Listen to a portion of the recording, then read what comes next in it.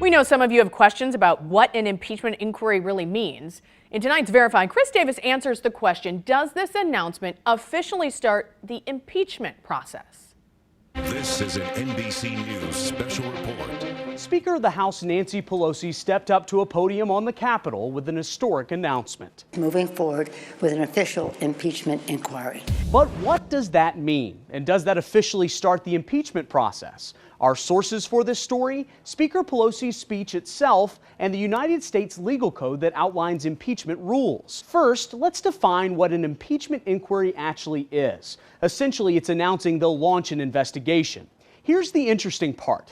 That's already started. Several different House committees are already investigating President Donald Trump, dating back to allegations of Russia meddling in the 2016 election.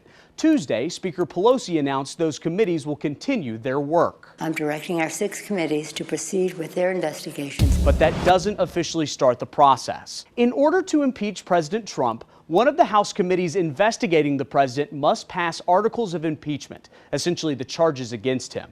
That would move to the full House, and that would have to pass by a majority vote.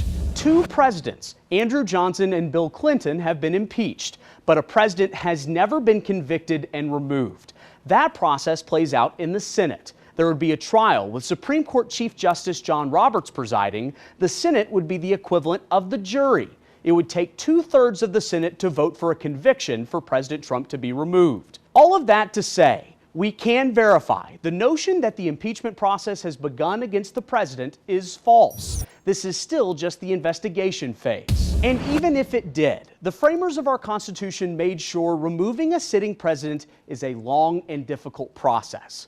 It's not to be taken lightly. With your Verify, I'm Chris Davis.